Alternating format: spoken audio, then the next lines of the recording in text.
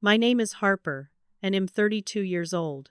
The restaurant was filled with laughter and the clinking of champagne glasses as my family celebrated my father's 65th birthday. I sat quietly at the corner of the table, my crutch leaning against my chair, watching everyone enjoy themselves. Then my sister Vivienne, 29 and glowing in her designer dress, suddenly lunged across the table and snatched my crutch from beside me.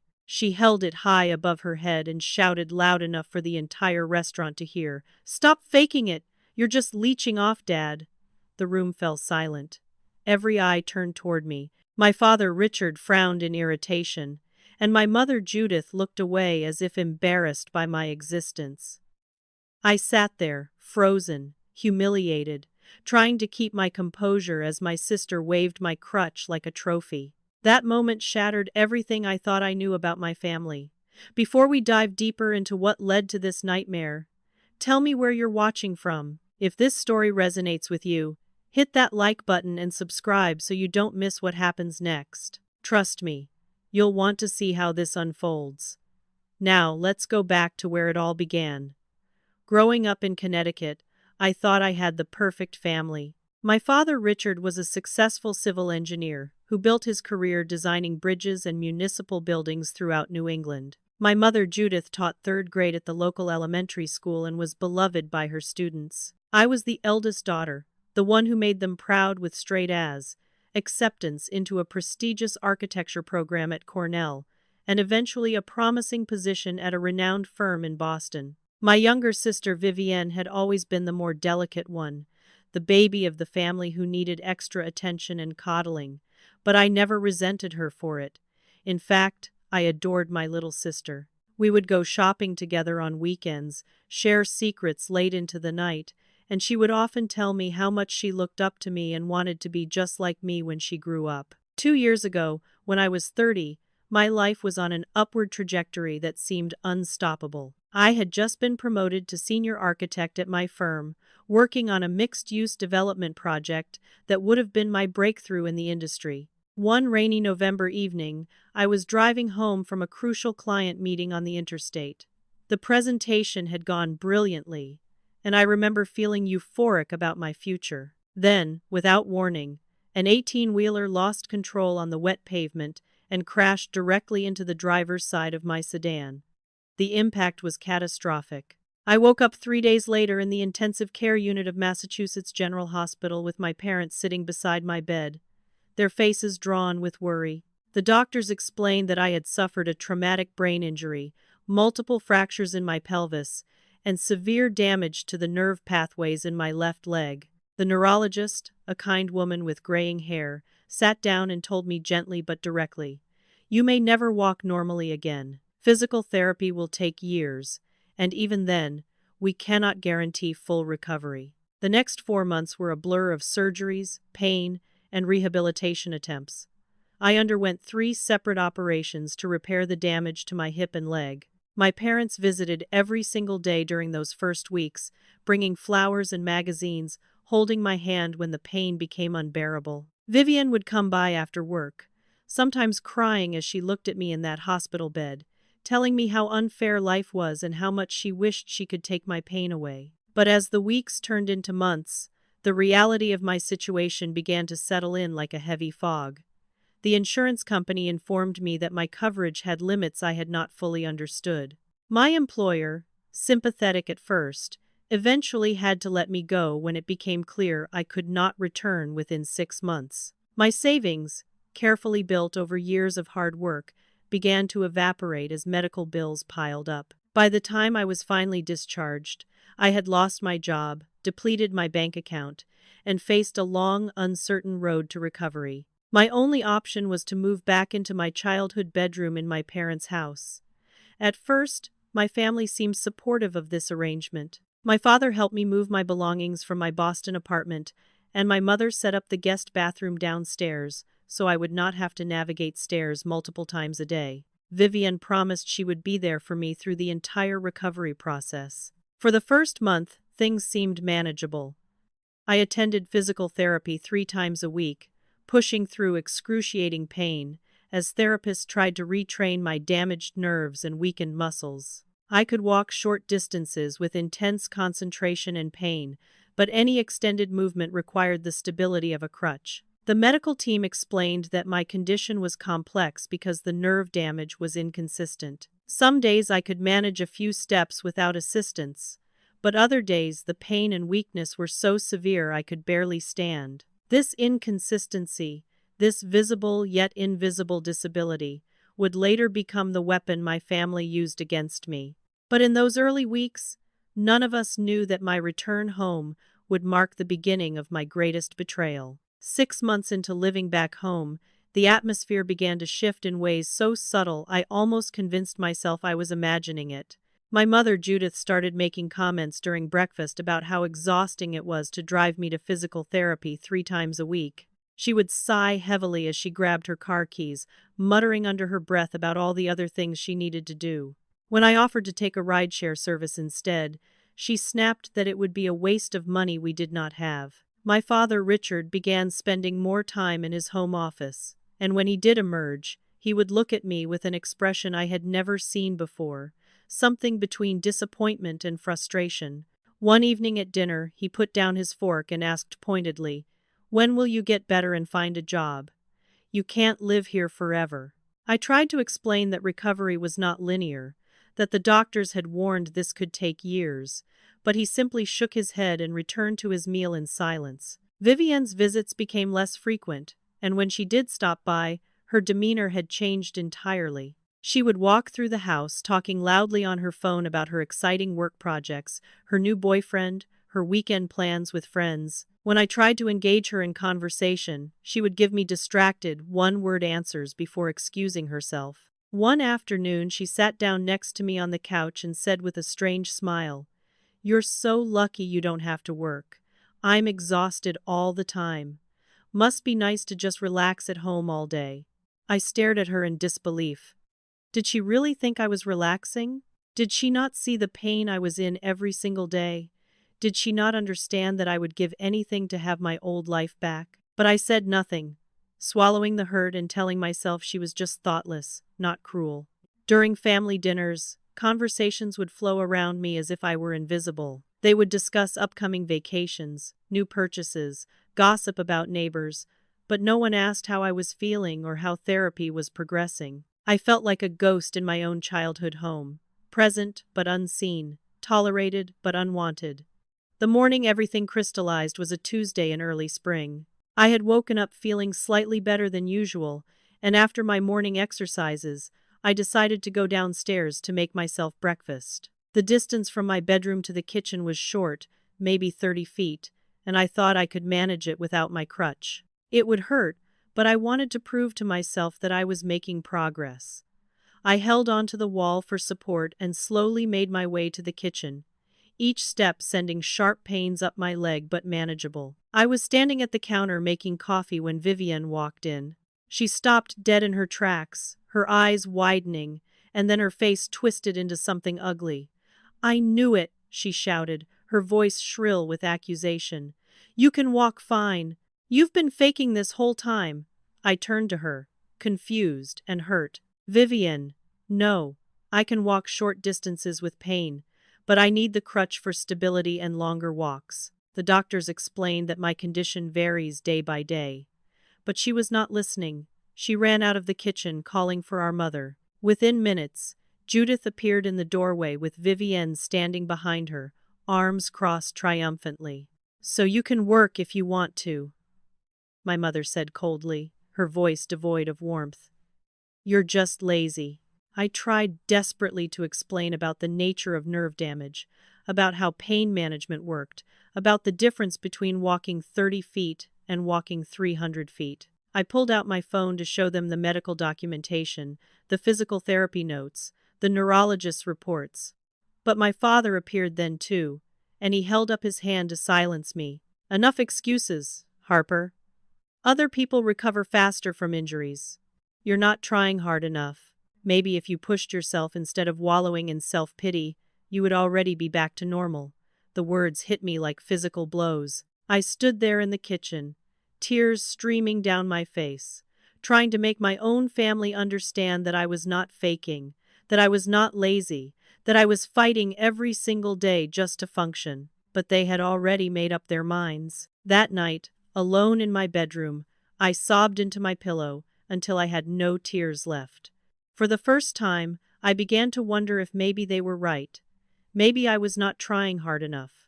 Maybe I was weak. Maybe I deserved their contempt. 3 months after that kitchen confrontation, I was still struggling to find any kind of employment that could accommodate my physical limitations. Remote work seemed like the obvious solution, but every application I submitted went unanswered or resulted in polite rejections. The gap in my resume raised too many questions, and explaining my medical situation in interviews seemed to guarantee I would never hear back. I was sitting at the dining room table one afternoon, staring at my laptop screen in frustration, when Vivienne breezed through the front door. She had just gotten off work at the marketing firm where she had been employed for the past year, and she seemed unusually cheerful.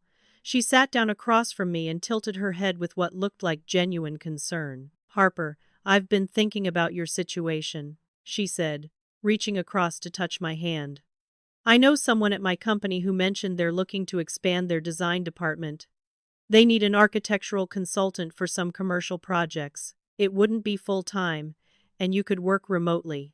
Would you be interested?" Hope flared in my chest for the first time in months. This could be exactly what I needed, a chance to use my skills again, to contribute, to feel like myself. "Vivienne, that would be incredible," I said, my voice breaking with emotion. "Are you serious? You could really help me get an interview." She smiled warmly and squeezed my hand. "Of course. You're my sister. I want to see you succeed again. Here's what I need from you. Put together your best portfolio with your top 5 projects. Update your resume with all your accomplishments from Cornell and your previous firm, and send everything to me. I'll handle the rest. I'll make sure it gets to the right person, and I'll put in a good word for you. They trust my judgment, so this should be easy." I spent the next 3 days meticulously preparing my materials. I selected my most impressive designs, including the mixed-use development I had been working on before the accident, a sustainable housing project that had won a regional award, and 3 innovative commercial spaces that showcased my range and creativity. I wrote and rewrote my resume until every word was perfect. When I finally sent the complete package to Vivienne, I felt a surge of optimism I had not experienced in over a year. 2 weeks passed with no word. When I asked Vivienne about it, she waved her hand dismissively and said the hiring manager was out of town but would review everything when he returned. Another 2 weeks went by. I sent Vivienne a gentle reminder text, and she responded with a brief message saying she was waiting to hear back and would let me know as soon as she had any information. By the 5th week, my hope had turned to resignation. Clearly, they had decided I was not qualified or that hiring someone with my medical history was too risky.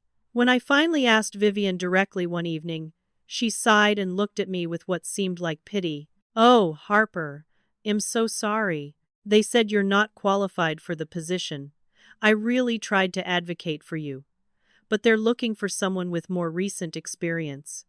I'm sorry I got your hopes up." I nodded, swallowing my disappointment, and thanked her for trying. At least someone in this family had attempted to help me. 1 month later, I was scrolling through LinkedIn during a sleepless night when I saw a post that made my blood run cold. Vivienne had updated her profile with a new position: architectural design consultant at Meridian Commercial Group. The same company she had said needed a consultant. The same position she had told me about. But what made my hands start shaking was the portfolio she had attached to her announcement post. I clicked through the images and my vision blurred with rage and disbelief. Every single design showcased was mine. The mixed-use development, the sustainable housing project, the commercial spaces I had spent years developing and perfecting. My work, my creativity, my blood and sweat, all presented under Vivienne's name as if she had created them. I called her immediately, my hands trembling so badly I could barely hold the phone. "Those are my designs," I shouted when she answered. "You stole my work. How could you do this?" There was a long pause, and when Vivienne spoke again, her voice was ice cold. "Prove it, Harper. You're not working anywhere. Those files are on my computer now. I'm the one with a career. You're just bitter and jealous because you're stuck at home being useless. I hung up and immediately began searching through my backup files, looking for the original project files with timestamps and metadata that would prove ownership. But when I opened them, my heart sank. The dates had been altered. Someone with technical knowledge had modified the file properties to make it appear as though Vivienne had created them. I ran downstairs to find my parents watching television in the living room. "Mom, Dad, you have to listen to me," I said, my voice shaking. "Vivienne stole my architectural designs and used them to get a job. The portfolio she's showing off online is entirely my work. You have to help me. You have to make her tell the truth." My father stood up slowly, his face flushing red with anger, but not the anger I expected. "Are you jealous of your sister's success?" he demanded. "How dare you accuse her of something so terrible? Vivienne has worked incredibly hard. You're just bitter because you're stuck at home while she's thriving." My mother crossed her arms and looked at me with disgust. "This is pathetic, Harper. Your sister earned that position. You're making up lies because you can't stand to see her succeed. I raised you better than this." I tried to explain about the file timestamps, about how I could prove the designs were mine if they would just help me contact the company.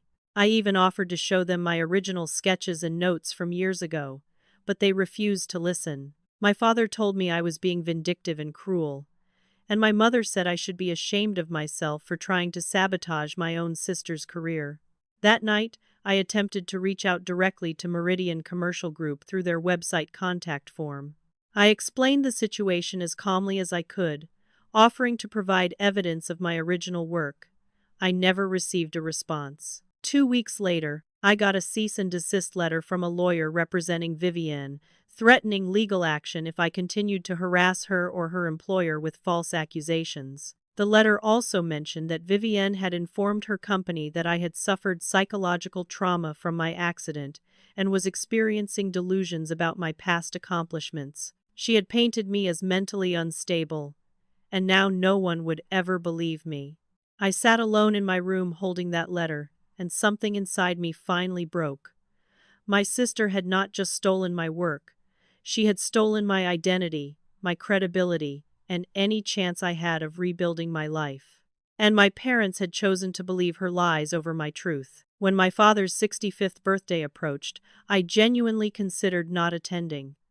My relationship with my family had deteriorated to the point where we barely spoke beyond necessary exchanges. I spent most of my time in my room, working through online courses in graphic design since architecture seemed permanently closed to me now. But when my father called my cell phone one afternoon and said in a stern voice, "You better show up to my birthday dinner, Harper.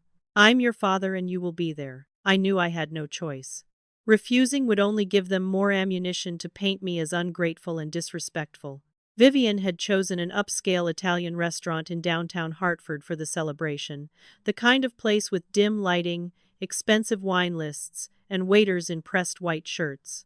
She had invited approximately 40 people, including extended family, my parents, friends, and several of her own colleagues who I had never met. I wore the nicest dress I still owned, a navy blue sheath that had fit perfectly 2 years ago but now hung loose on my frame from stress and weight loss. I drove myself there, using the modified hand controls that had been installed in my car, and walked into the restaurant using my crutch for stability. The hostess directed me to a large private room in the back, where the party was already in full swing. As I entered, a few relatives glanced my way with polite smiles, but most people were too engrossed in their conversations to notice my arrival. I found my assigned seat at the far end of the long table, tucked into a corner where I would be least visible. My parents sat at the head of the table, my father beaming and shaking hands with guests, my mother elegant in a cream-colored suit. Vivienne held court near them, radiant in a crimson dress that probably cost more than my monthly therapy bills, her laughter ringing out above the ambient noise. No one came to greet me. No one asked how I was doing. I was simply a box checked off on the guest list, present but irrelevant. Throughout dinner, I picked at my food and sipped water while conversations swirled around me about vacations to Europe, stock portfolios, college acceptances for various cousins. My father's business partner made a toast celebrating Richard's successful career and his wonderful family. Several other people stood to share anecdotes and well wishes. Not once was I mentioned. When dessert was served, my father stood up and tapped his wine glass to get everyone's attention. The room quieted as he prepared to give his speech. "I want to thank you all for being here tonight to celebrate with me," he began, his voice warm and strong. "Reaching 65 years is a milestone, and it means even more to share it with the people who matter most. I've been blessed in my life with a wonderful marriage, a successful career, and children who make me proud." He paused and looked directly at Vivienne. "I'm especially proud of my daughter Vivienne, who has achieved so much in her young career. She's making a real name for herself in the architectural design world, and I know she has a brilliant future ahead. She's the future of this family." The room erupted in applause. Vivienne stood, blushing prettily, and raised her glass to toast our father. She made a brief speech about how grateful she was for his support and how she hoped to make him even prouder in the years to come. I sat frozen in my chair, trying to keep my expression neutral, while my heart shattered into smaller and smaller pieces. He had not mentioned me at all, not even in passing. It was as if I did not exist. After the toast, I excused myself to go to the restroom, needing a moment alone to compose myself before I broke down publicly. I stood up carefully, positioning my crutch under my left arm for support, and began making my way toward the exit of the private dining room. I had made it perhaps 10 feet when I heard rapid footsteps behind me. Before I could turn around, hands grabbed my crutch and violently yanked it away from me. I stumbled, barely catching myself on the edge of a nearby chair. Vivienne stood in the middle of the room, holding my crutch high above her head like some kind of trophy. "Stop faking it," she screamed, her voice cutting through every conversation, every sound, until the entire restaurant seemed to fall silent. "You're just leeching off, Dad. We all know you can walk. Stop pretending to be a victim." Every single person in that room turned to stare at me.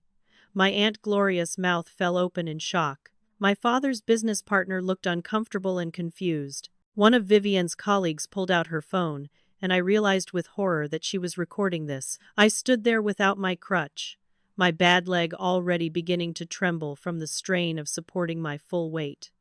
"Vivienne, please give it back," I said, trying to keep my voice steady. "I need it. You know I'm not faking, please." She laughed, a harsh, ugly sound I had never heard from her before. "Prove you need it then. Walk over here and get it." She threw my crutch across the room where it clattered against the far wall, completely out of my reach. The pain in my leg was intensifying rapidly, shooting up through my hip and into my lower back. I knew if I tried to walk that far without support, I would fall. But I also knew that if I asked for help, it would look like I was being dramatic. I got down on my hands and knees and began crawling across the floor toward my crutch. Tears streamed down my face, whether from physical pain or emotional humiliation I could not tell. Not a single person moved to help me. Not my parents, not my relatives, not one of the 40 guests who witnessed my sister's cruelty. I could hear whispers starting up around the room, people murmuring to each other. When I finally reached my crutch, my hands were shaking so badly I could barely grip it properly. My father's voice rang out across the room. "Vivienne, that's enough." But his tone was not sharp or angry. It was almost casual, as if he were mildly annoyed by an inconvenience, rather than appalled by what had just happened. Then he added, "Harper, maybe your sister has a point. You do seem to rely on that crutch too much. Perhaps if you challenged yourself more, you would make better progress." My mother's voice joined in. "This is embarrassing. Can we please not make a scene at your father's birthday?" I pulled myself up using the crutch for leverage, my entire body shaking. I looked around the room at all these people, these family members and family friends who had known me my entire life, and saw nothing but judgment and discomfort in their eyes. No compassion, no concern, just a desire for this awkward moment to be over so they could return to their celebration. I turned to my parents one last time.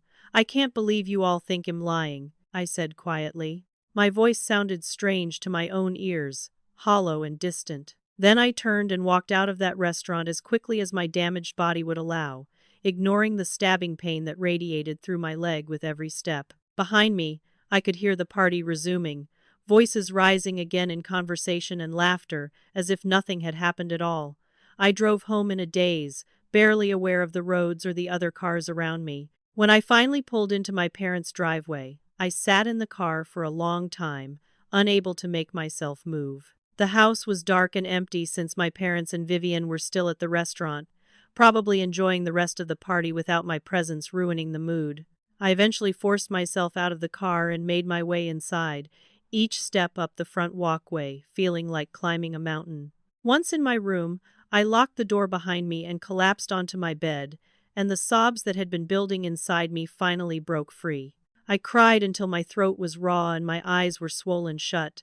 I cried for the sister I thought I had, for the parents who were supposed to protect me, for the life I had lost and would never get back. When the tears finally stopped, I was left with something worse than sadness. I was left with emptiness.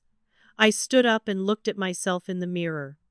The woman staring back at me was unrecognizable. My face was gaunt and pale, my eyes hollow and lifeless, my hair hanging limp around my shoulders. I had lost 15 pounds from stress and looked like a shell of the vibrant young architect I had been just 2 years ago. What was the point of continuing? I had no career, no family who believed me, no friends since I had isolated myself after the accident, and a body that betrayed me daily with pain and weakness. I walked to my bathroom and opened the medicine cabinet. There sat my pain medication, a bottle of powerful opioids prescribed after my last surgery. I picked up the bottle and poured the pills into my palm, counting them. There were enough here to make everything stop. I could take them all, lie down, and simply never wake up. No more pain, no more humiliation, no more fighting a battle I could never win. My hand hovered over my mouth, the pills cool against my skin. It would be so easy. Just swallow them down and let the darkness take over. But then, as if from a great distance, I heard my grandmother's voice in my memory. My grandmother Adelaide had died when I was 23. But she had been the one person in my family who had truly understood me. She had been a strong woman who had worked as a nurse during the Vietnam War and had seen terrible things, but never lost her humanity. When I was a child and other kids bullied me for being too studious and serious, she would sit with me on her porch and tell me, "Harper, you're stronger than you know. Don't let anyone break you. Not bullies, not failure, not even family. You hold your head high and you keep walking forward." I could almost see her face, weathered and kind, looking at me with those sharp blue eyes that always seemed to see straight into my soul. If she were here now, what would she say? Would she tell me to give up, to let them win? No. She would be furious that I was even considering it. She would shake me by the shoulders and demand that I fight back. I dropped the pills back into the bottle with trembling hands and put it back in the cabinet. I splashed cold water on my face and gripped the edge of the sink, staring at my reflection. "You're stronger than you know," I whispered to myself, repeating my grandmother's words like a mantra. "Don't let them break you." That night marked a turning point. I was done being a victim. I was done hoping my family would suddenly develop compassion or believe my truth. If I was going to survive this, I needed to stop waiting for rescue and start fighting for myself. The next morning, I began systematically going through every file on my computer, every backup drive, every cloud storage account I had ever used.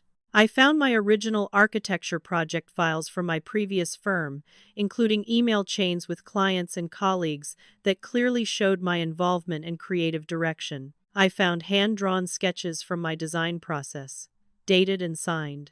I found performance reviews from my former employer praising my innovative approach and technical skill. I compiled everything into organized folders, building an irrefutable case that the work Vivienne had claimed was actually mine. Then I started reaching out to former colleagues from my previous firm. Many of them had moved on to other companies, but several still remembered me and were shocked to hear what had happened. One of them, a woman named Mallory who had been my closest work friend, was particularly outraged. She was now a senior architect at a different firm in Boston, and when I explained the situation, she immediately said, "Harper, I always believed in you. This is absolutely fraud. We need to expose what your sister did." She connected me with her personal lawyer, a man named Silas, who specialized in intellectual property and employment law. When I met with Silas via video call and showed him all my evidence, he leaned back in his chair and nodded slowly. "You have a strong case for intellectual property theft," he said carefully. "However, I need to be honest with you. This will be difficult without cooperation from Meridian Commercial Group, and they may be reluctant to admit they hired someone based on stolen work. But if you're willing to pursue this publicly, we can build pressure through other channels." I looked directly into the camera and said with absolute certainty, "I don't care how long it takes or how hard it gets. I want my life back. I want the truth to come out. Tell me what I need to do." Over the next month, I threw myself into preparing my case with an intensity I had not felt since before my accident. Silas helped me organize all my evidence into a comprehensive portfolio that told a clear story.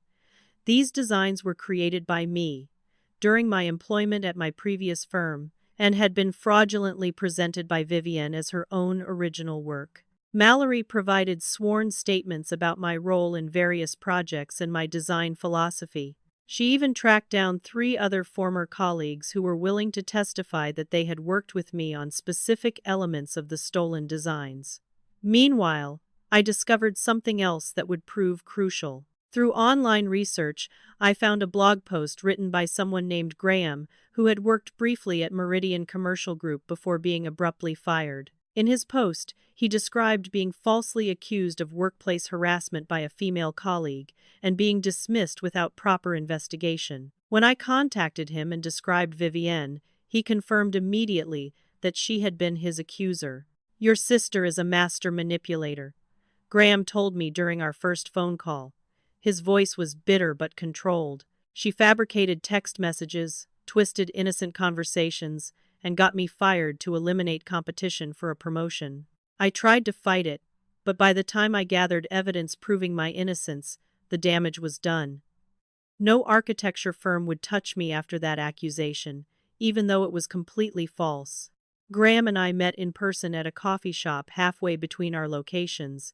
He was a tall man in his late 30s with tired eyes that suggested he had not slept well in months. He brought with him a folder full of documentation, including the original harassment complaint filed by Vivienne, email exchanges that showed their interactions had been entirely professional, and even security camera footage from the office that contradicted her timeline of events. "I've been trying to rebuild my career for the past year," he said quietly, stirring his coffee without drinking it. "I do freelance drafting work now, nothing like what I used to do. She destroyed my reputation completely. When I saw your message, I knew I had to help. She can't be allowed to keep doing this to people." Together, we formed an unlikely alliance, 3 professionals whose lives had been damaged by my sister's calculated deception. Mallory provided legal credibility and industry connections. Graham offered first-hand testimony about Vivienne's pattern of manipulation, and I brought the core evidence of intellectual property theft. Silas coordinated our efforts, helping us build a multifaceted case that would be impossible to dismiss. During this time, I was still living in my parents' house, which created a strange and tense situation. I avoided my family as much as possible, spending most hours in my room working on my case. But I also started doing something else that Silas suggested: documenting everything. I purchased a small audio recorder that I kept in my pocket during all family interactions. Connecticut is a one-party consent state for recording, which meant I could legally record conversations I was part of without informing the other parties. The recordings I captured over the next few weeks were devastating. One evening, I overheard Vivienne talking with my mother in the kitchen. I had been in the adjacent hallway, about to enter, when I heard my name and stopped. "Harper's useless," Vivienne said casually, as if discussing the weather. "Honestly, I wish she'd just disappear. Dad's money should go to me anyway. I'm the one who's actually successful." My mother's response made my blood run cold. "I know, dear. Don't worry. Well, make sure you get everything when the time comes. Harper's made her own choices. She could have tried harder to recover, but she wanted to be dependent. That's not our fault. I stood in that hallway with tears streaming silently down my face, my hand pressed over my mouth to keep from making any sound. My own mother, the woman who had given birth to me and raised me, was actively conspiring to ensure I would be left with nothing. When I brought the recording to Silas, he listened with a grim expression. "This is evidence of emotional abuse and potential financial exploitation," he said carefully.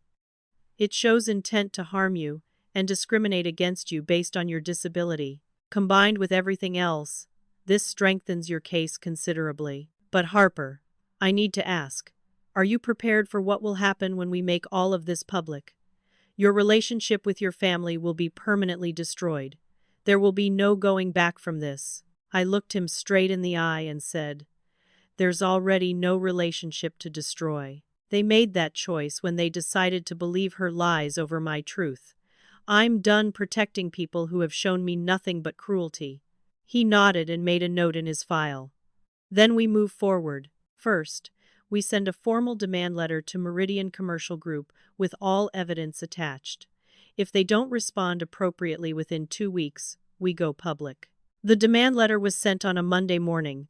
It was a comprehensive document that outlined the intellectual property theft, included time-stamped evidence of my original designs, featured statements from former colleagues, and made clear that failure to address the situation would result in both legal action and public disclosure. We also sent a copy to Vivienne directly at her workplace email, ensuring she would see it immediately. I will never forget the phone call I received from her that afternoon. My phone rang with her name on the screen, and I let it go to voicemail, but she called again immediately, and again, until I finally answered.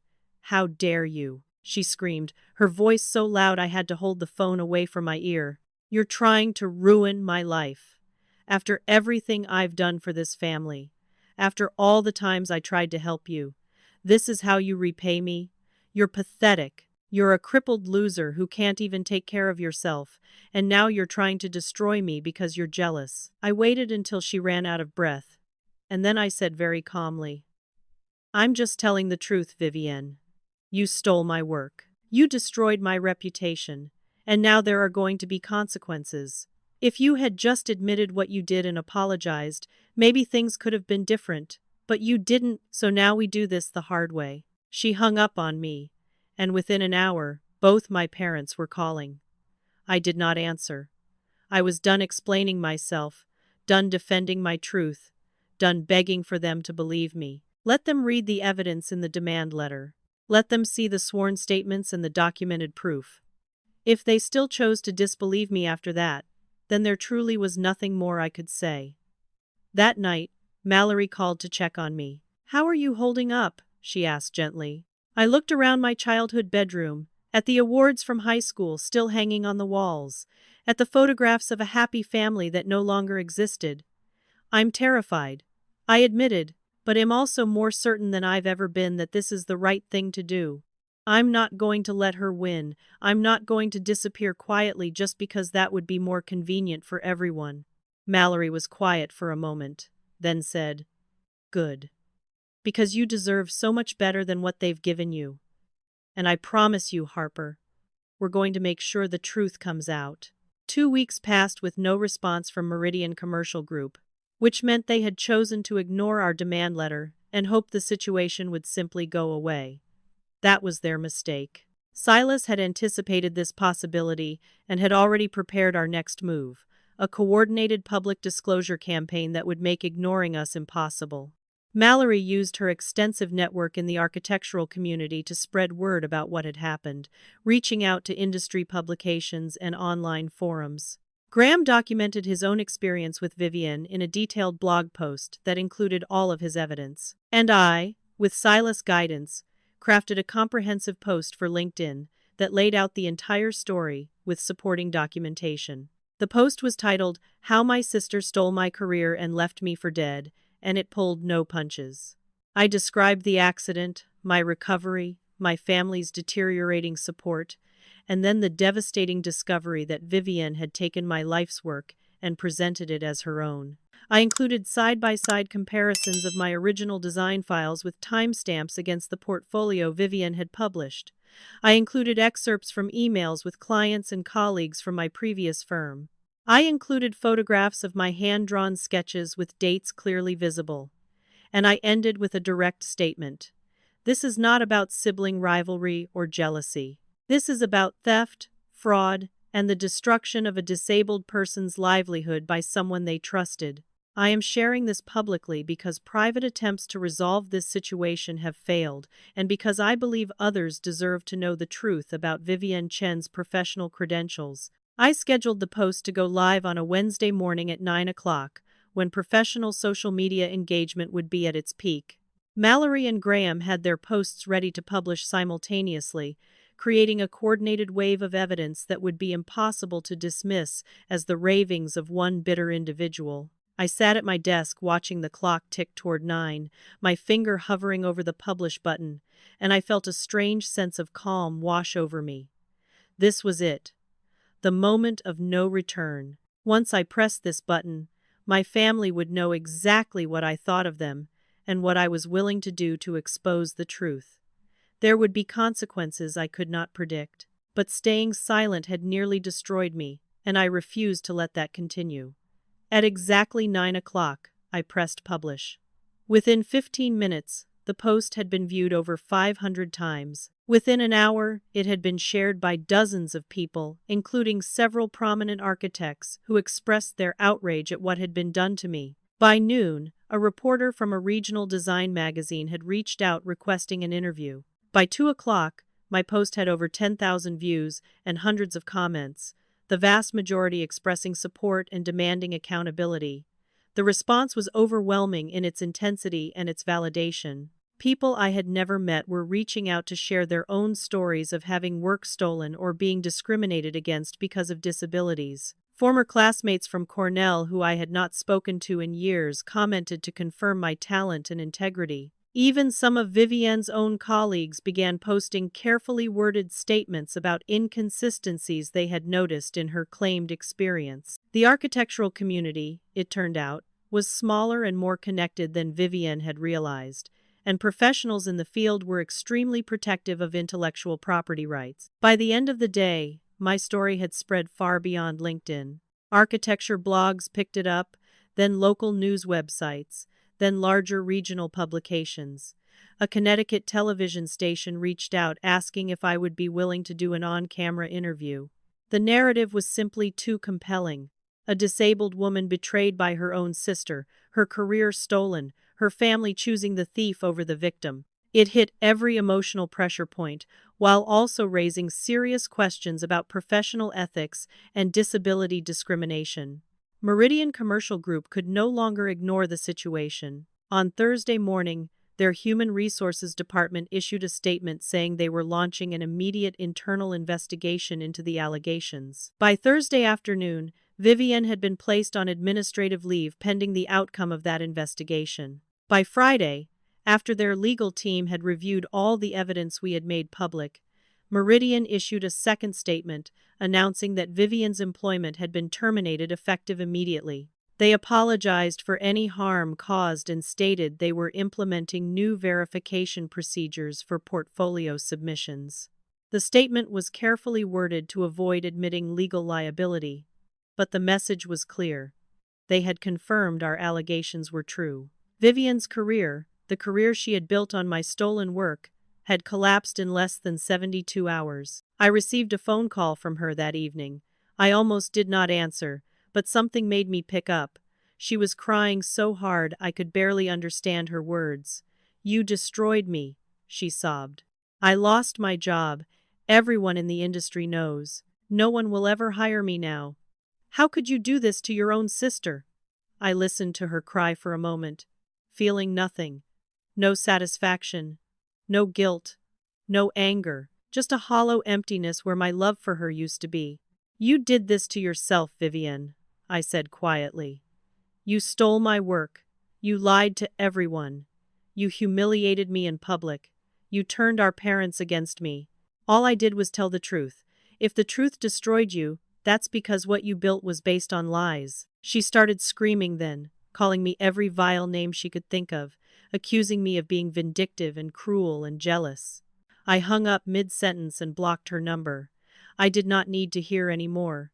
My parents tried to reach me as well, but I ignored their calls. They left voicemails that oscillated between anger and pleading. My father demanded I retract my statements and accused me of destroying the family's reputation. My mother begged me to think about what this was doing to Vivienne's mental health. Neither of them acknowledged the evidence I had presented. Neither of them apologized for not believing me. Neither of them asked how I was doing or whether I needed support. It was all about protecting Vivienne and protecting their image, exactly as it had always been. The media attention continued for another week. I did 2 television interviews, several podcast appearances, and 1 in-depth written profile for a major architectural publication. In each interview, I was careful to stick to the facts, to present my evidence clearly, and to frame the issue not just as personal betrayal but as a broader conversation about disability, discrimination, and professional ethics. The response from the disability advocacy community was particularly strong, with several organizations reaching out to feature my story as an example of how disabled individuals are often gaslit about their own experiences and denied credibility even when they present clear evidence. Throughout all of this, I continued living in my parents' house because I simply had nowhere else to go yet. The atmosphere was toxic. We did not speak, did not make eye contact, moved around each other like hostile strangers. My mother would cook dinner and leave nothing for me. My father would slam doors when I was in adjacent rooms. Vivienne had moved back home after losing her job, and she would glare at me with pure hatred whenever our paths crossed. But I endured it because I knew it was temporary, and because their hostility no longer had power over me. I had taken back my voice, my truth, and my dignity. They could hate me all they wanted.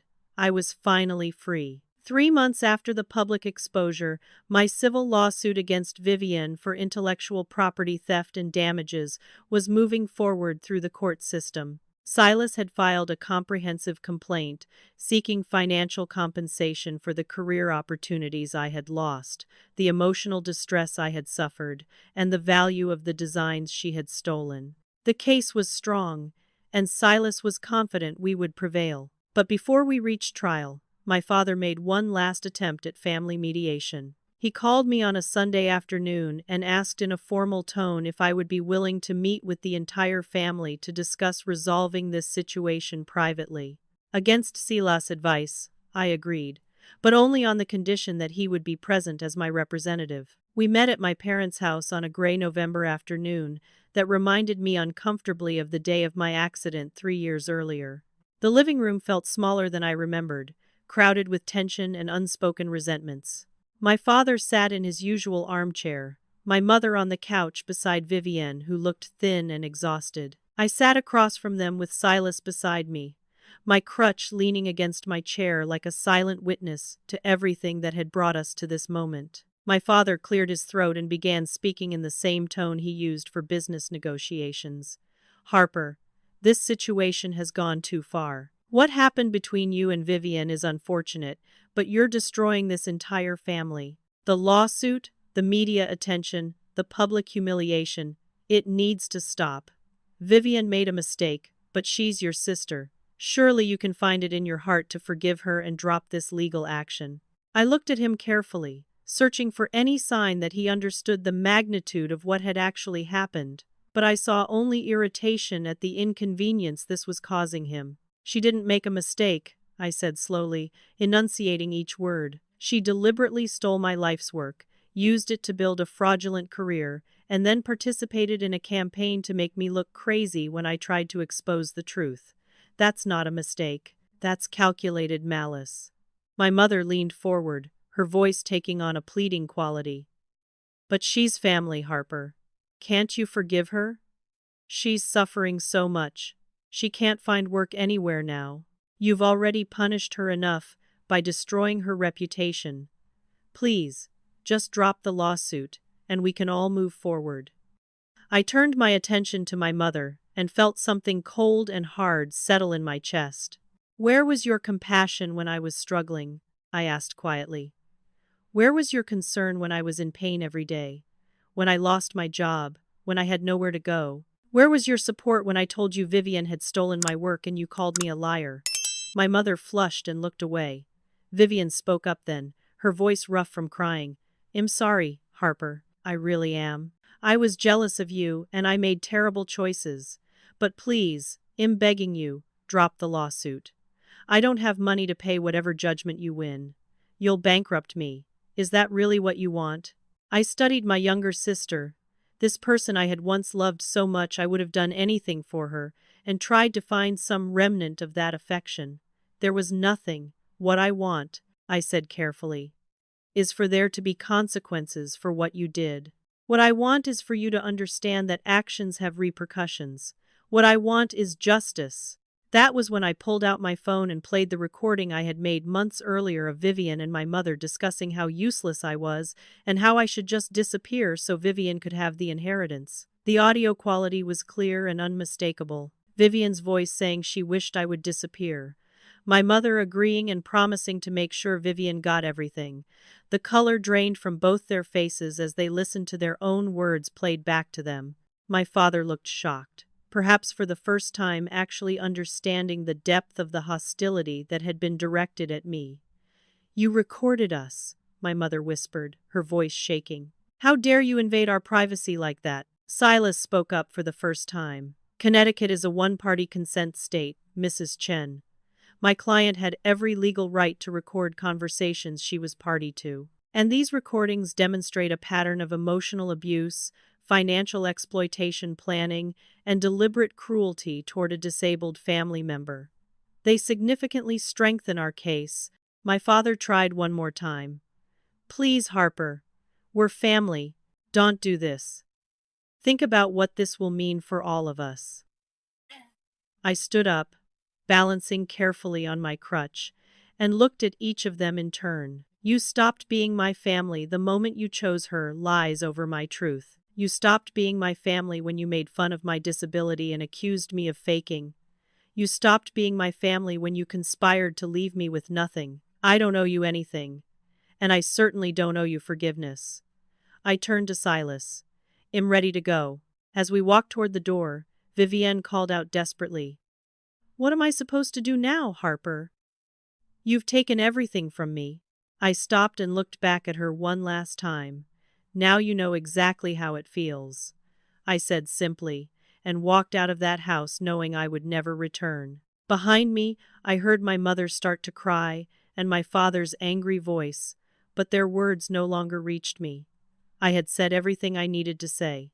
The rest would be settled in court. The trial took place 4 months later in the New Haven County Superior Court. It was a civil case, not criminal, but the stakes were still high. Silas presented our evidence methodically. The original design files with timestamps, the testimony of former colleagues, the documentation of Vivienne's fraudulent portfolio, the audio recordings of family conversations, and expert analysis showing that the designs could not possibly have been created by someone with Vivienne's limited experience. Vivienne's lawyer, a court-appointed public defender since she could no longer afford private representation, tried to argue that the designs had been collaborative work or that the differences were too technical for a jury to evaluate. But the evidence was overwhelming.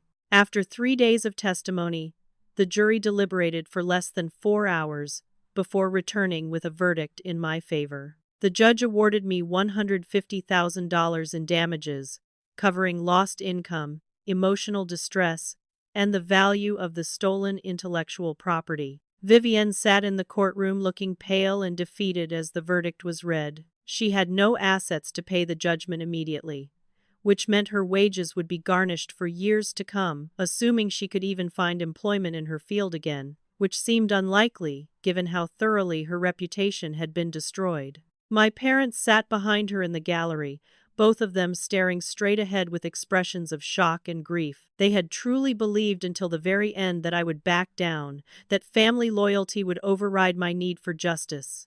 They had been wrong. 1 year after the trial, I sat in my small apartment in Portland, Oregon, looking out the window at the rain falling softly on the street below. The apartment was modest, a one-bedroom unit in an older building with creaky floors and radiators that clanged at odd hours, but it was mine. I had used part of the settlement money to move across the country and start over in a city where no one knew my history or my family. The rest I had invested carefully to provide a financial cushion while I rebuilt my career. With Mallory's help and the public support I had received during the lawsuit, I had been able to launch my own architectural consulting business, working entirely remotely. My first clients were people who had followed my story and wanted to support me, but I had proven myself capable enough that word of mouth brought steady work. I specialize now in accessible design, creating spaces that worked for people with disabilities, bringing my own experience to bear in ways that made my work both technically excellent and deeply empathetic. The business was growing slowly but sustainably, and for the first time in years, I felt proud of what I was accomplishing. My physical health had improved as well, not dramatically but meaningfully. With regular physical therapy and the reduced stress of being away from my toxic family environment, I had regained some strength and stability. I still needed my crutch for longer distances and on bad days, but I had stopped feeling ashamed of it. The crutch was simply a tool that helped me navigate the world, no different from glasses or hearing aids. I had joined a support group for people with chronic pain and mobility issues, and being around others who understood my experience without judgment had been transformative. I learned that my worth was not defined by my physical abilities or by whether others believed my pain was real. I learned that I deserved respect and compassion regardless of what I could or could not do. Most importantly, I learned that asking for help was not weakness, but wisdom. Graham had become one of my closest friends. He had also moved to the Pacific Northwest after the trial, settling in Seattle where he had found work at a small but respected architecture firm that valued his skills over the false accusations in his past. We would meet halfway between our cities every few weeks for coffee, and we would talk about our careers, our healing processes, and our shared experience of having survived Vivienne's manipulation. He understood in ways few others could what it meant to have your professional reputation destroyed by someone's lies, and then to slowly rebuild it through sheer determination and the support of people who believed in you. Mallory remained a constant source of encouragement and professional mentorship. She had advocated for me to speak at architecture conferences about accessible design and disability inclusion, and I had given several well-received presentations that were helping to reshape conversations in the industry. Through these speaking engagements, I had met dozens of other professionals with disabilities who shared their own stories of discrimination and resilience. Some of them had become friends,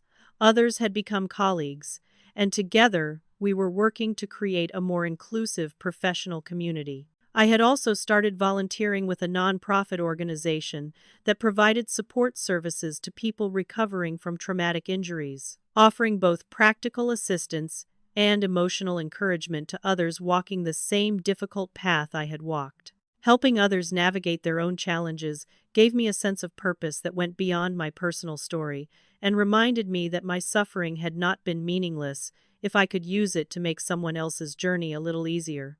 Occasionally, I would hear news about my family through mutual acquaintances or social media, though I had blocked all of them directly. Vivienne had been unable to find work in architecture and had eventually taken a job as an administrative assistant at an insurance company, making barely enough to cover her living expenses and the garnishment payments from the lawsuit judgment. My parents had both retired, my father earlier than he had planned, and their social circle had shrunk considerably after the public scandal. Some people had stopped associating with them out of disapproval of how they had treated me, while others simply found the whole situation too awkward to navigate. I had heard through a former neighbor that they had tried multiple times to reach out to me through intermediaries, sending letters and messages that I never responded to. Part of me wondered if they had experienced any genuine remorse, or if they only regretted the consequences their actions had brought upon themselves. Ultimately, it did not matter. I had no interest in reconciliation or in reopening wounds that had finally begun to heal. My mother had sent several emails over the past year that my spam filter caught, and I had glimpsed subject lines like, "Please give us another chance," and "A mother's apology," but I had deleted them all unread. Some bridges, once burned, should stay as ashes. On this particular rainy afternoon, I received an email notification from an address I did not recognize. Normally I would have ignored it, but something made me click it open. The sender was Vivienne. The email was long and rambling, clearly written over multiple sessions, with several paragraphs crossed out and rewritten. In it, she acknowledged for the first time that what she had done was wrong. Not just the theft of my designs, but the sustained campaign to discredit me and turn our family against me. She described her own struggles with jealousy and inadequacy, how she had always felt like she lived in my shadow, and how my accident had seemed like an opportunity to finally step into the spotlight herself. She admitted that she had manipulated our parents, playing on their fears and biases, convincing them that I was exaggerating my disability for attention. She said she understood if I never forgave her, that she did not deserve forgiveness, but she wanted me to know that she was genuinely sorry and that she thought about what she had done every single day. The email ended with a simple line, "I hope you found happiness, Harper. You deserve it, even though I tried to take it from you."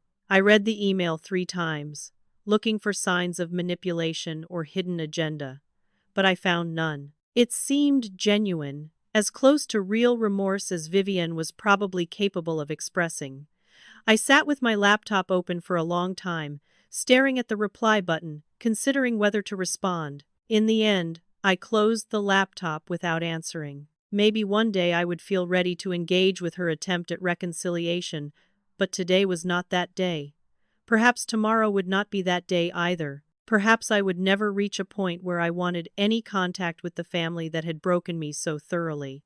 And that was okay. Forgiveness was not something I owed to anyone, least of all to people who had shown me such cruelty. My healing did not require me to absolve them or to make them feel better about what they had done. My healing only required me to keep building the life I wanted, to keep choosing myself, to keep walking forward even when the path was difficult and my leg ached with every step. I stood up and walked to the window, looking out at the rain-soaked street below where people hurried past with umbrellas and rain jackets. Somewhere out there were others like me, people struggling with invisible disabilities, people betrayed by those they trusted, people fighting to reclaim their lives from the ruins of trauma and loss. My story was not unique, but it was mine.